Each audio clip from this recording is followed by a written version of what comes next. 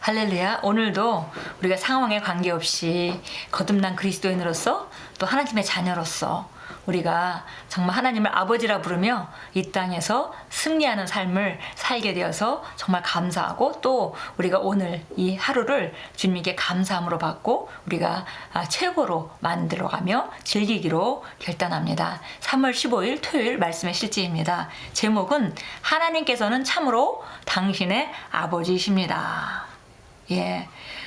우리가 하나님을 아버지라고 부르는데 많은 사람들이 하나님은 여전히 멀리 높은 곳에 계시고 우리는 이 땅에 있고, 이렇게 해서 하나님이 실제적으로 내 아버지시다라는 개념이 상당히 약한 경우도 있는 것 같습니다. 그래서 오늘의 제목은 하나님께서는 참으로 당신의 아버지이십니다.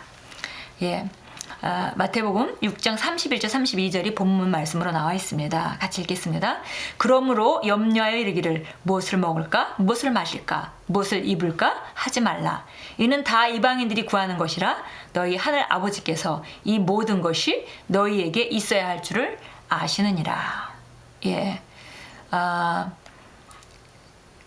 무엇을 먹고 늘 상황 가운데 자연적인 영역에 공급을 염려하고 걱정하는 것, 이것은 이방인들이 구하는 것이고, 우리 하나님 아버지로 둔 우리 하나님의 자녀들은 이런 것들을 구할 필요가 없다. 왜냐하면은 하늘에 계신 우리 전능하신 하나님 아버지께서 이 모든 것이 너에게 있을 줄을 이미 안다. 그러니까 아버지가 다 예비하고 또 준비시키지 않냐, 이런 말씀입니다.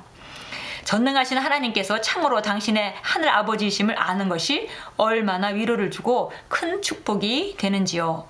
이것이 당신에게 매일의 삶에서 승리할 수 있는 대단한 확신과 담대함을 주어야 합니다.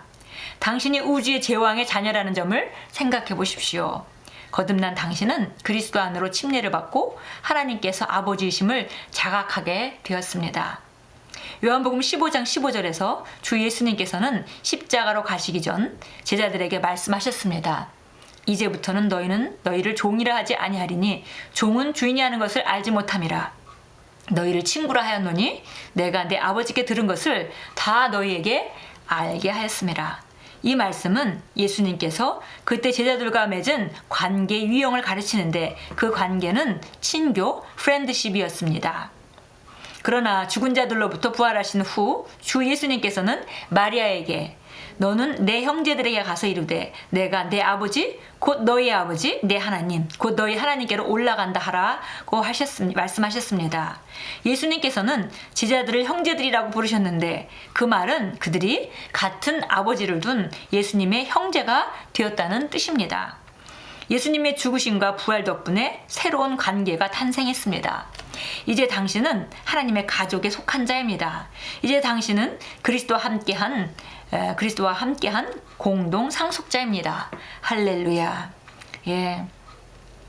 우리가 잘 알다시피 예수님께서 죽으시고 부활하고 승천하시기 전까지 하나님 자녀로 거듭나는 길은 열리지 않았습니다. 그런데 우리가 잘 알다시피 예수님께서 제자들에게 정말 좋은 관계였을 때 내가 아버지께 들은 것을 너희에게 모두 말하는 그런 관계가 되었다고 말씀하시면서 너희는 나의 친구라까지 말씀하셨습니다. 그런데 우리가 알다시피 금방 읽었듯이 요한복음 20장 17절에 가면 예수님이 죽으시고 이제 부활하셔서 그 제자들에게 나타나기 전에 마리아에게 말씀하시죠. 여자들에게 나타나셔서 마리아에게 말씀합니다. 너는 내 형제들에게 가서 이르되 내가 내 아버지 곧 너희 아버지 내 하나님 곧 너희 하나님께로 올라간다 하라. 바로 제자들이 이제 예수님의 죽으심과 부활하심으로 말미암아 거듭나서 예수님의 제자들이 실제적인 형제들이 될 수 있는 그런 길이 열렸습니다. 이제 내 형제들에게 가서, 제자들 형제라고 부르셨습니다. 내 아버지 곧 너희 아버지. 예수님의 아버지는 하나님이 바로 너희 하나님이시면서 또 너희 아버지도 됐다라고 이미 말씀합니다. 내 하나님 곧 너희 하나님께로 올라간다 하라.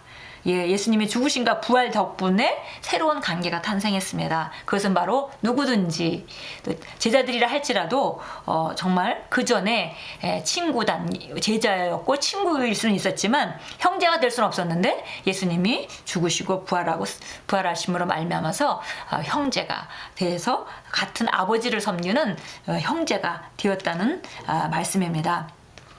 이제 우리는 그 그리스도와 함께한 공동 상속자입니다. 오늘의 본문 말씀에서 주 예수님께서 가르치신 감동적인 말씀에 다시 주목해 보십시오. 예수님께서는 이렇게 말씀하십니다. 긴장을 풀고 평안하고 크게 기뻐하라.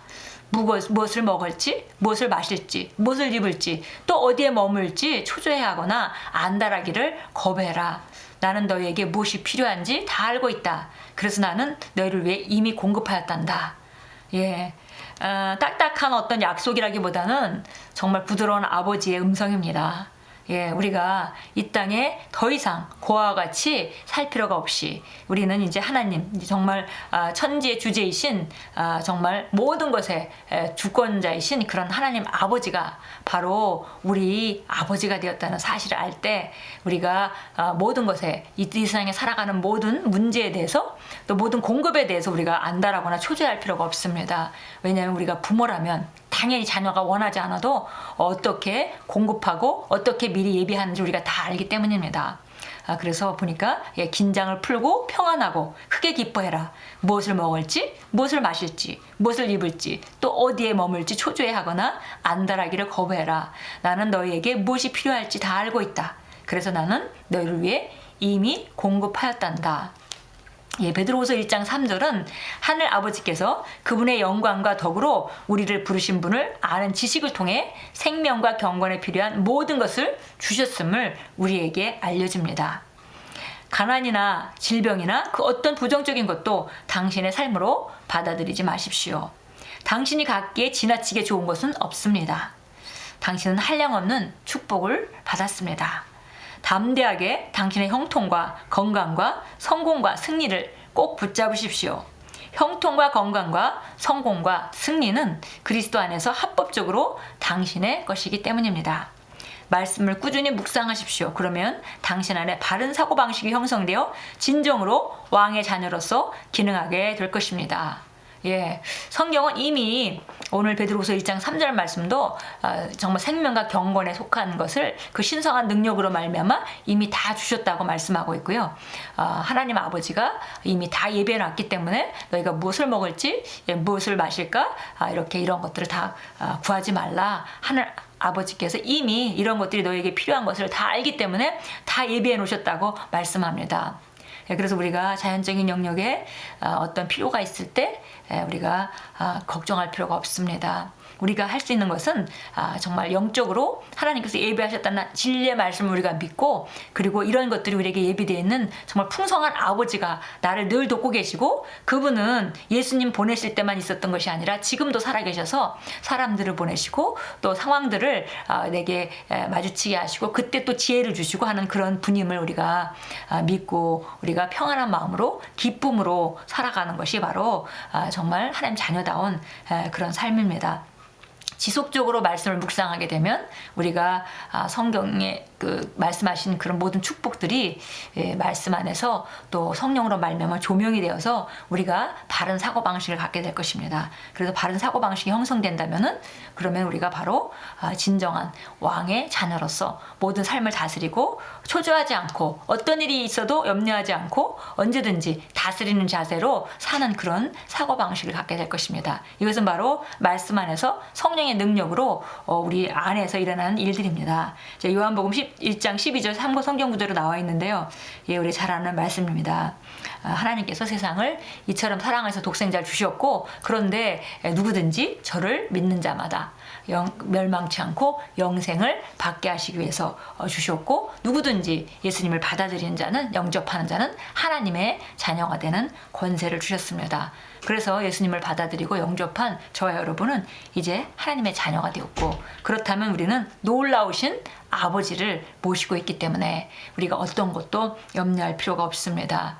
당장 상황에서 눈에 보이는 감각적인 영역에서 부족이 있을 수도 있고 또 어떤 것들이 정말 급박해 보일 수도 있겠습니다. 그러나 언제든지 우리 자세는 항상 정말 담대하게 하나님께서 정말 그 모든 것을 예비하셨기 때문에 그 예비하심은 곧 나타날 것이다 라고 우리가 담대하게 선포하고 우리가 흔들리지 말고 염려해서 우리가 어둠에 두려움에 또 우리가 어떤 그 결핍의식, 부족의식 이런 것들에 우리 그 심령을 내주지 말고 하나님 자녀로 담대하게 설 때 상황들은 변해가고 우리는 바로 놀라운 기적들이 우리 눈앞에서 일어나는 것을 보게 될 것입니다.